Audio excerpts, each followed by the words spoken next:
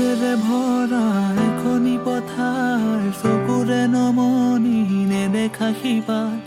মৰমে আৱৰা হিয়াৰে বাখাৰ কতনো কবিতা লিখিছো তোমাক সেউজেৰে ভৰা এখনি পথাৰ চকুৰে নমনি নেদেখা শিপাৰ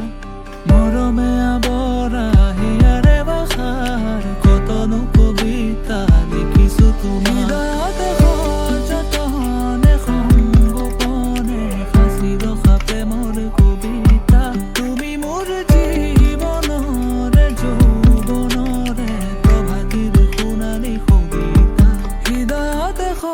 যতনে সংগোপনে সাঁচি ৰখা প্ৰেমৰ কবিতা তুমি মোৰ জীৱনৰে যৌৱনৰে প্ৰভাতিৰ সোণালী কবিতা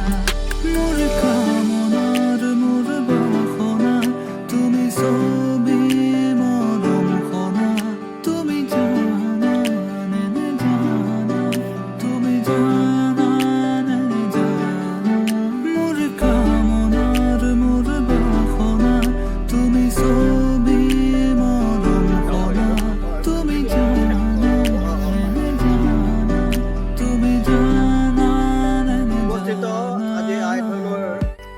বিষয়ববীয়াসকল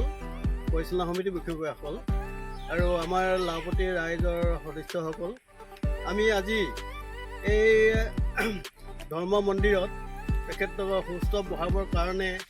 আৰু প্ৰাকৃতিক ৰক্ষা কৰিবৰ কাৰণে আমি আজি লাওপতি গাঁৱৰ ৰাইজখনে একত্ৰিত হৈ গছপুলি ৰোপণ কৰিবৰ কাৰণে উপস্থিত হৈছোহি আৰু ইয়াৰ উদ্দেশ্য আমি এইটোৱেই যে আমাৰ লাওপতি গাঁওখনে বহু ক্ষেত্ৰতে আমি যাতে ৰাইজক এটা আদৰ্শ দেখুৱাব পাৰোঁ সেইখিনি তাৰ উদ্দেশ্যলৈ আমি যোৱা বছৰ আইথানৰ বহাগ পূজাতেই আমি সেইটো সিদ্ধান্ত লৈছিলোঁ সংকল্প কৰিছিলোঁ বুলি কিন্তু আমাৰ মহামাৰীয়ে কৰোণাৰ প্ৰভাৱত আমি এইখিনি কাম কৰিবৰ কাৰণে আগবাঢ়িব নোৱাৰিলোঁ গতিকে আজি দিন বাৰ নক্ষত্ৰ নাচায় আৰু সুবিধা হৈছে বুলি আজি এইটো বতৰৰ কাৰণে এইটো বতৰতে ৰুলে ভাল হ'ব বুলি আমি আজি ইয়াত বৃক্ষৰোপণ কৰিবলৈ আহিছোঁ এইখিনিতে যদি আমাৰ আই মাতৃ গোসানীদেৱে কিবা যদি দুখ পাব বা কিবা এটা হ'ব বুলি আমি তেখেতক আমি চৰণত ধৰি আজি শুভাৰম্ভ কৰিছোঁ তেখেতে যাতে আমাক এইখিনি গছপুলিখিনি ৰোৱাৰ কাৰণে দুখ নধৰে আৰু আগলৈকে আমাৰ লাওপতি গাঁওখনে এনেকুৱা ধৰণৰ আদৰ্শমূলক কাম কৰিবৰ কাৰণে যাতে আগবাঢ়ি যাব পাৰে তেনে আমাৰ আই মাতৃৰ সেইখিনি আশীৰ্বাদ কৰিব বুলি আমাৰ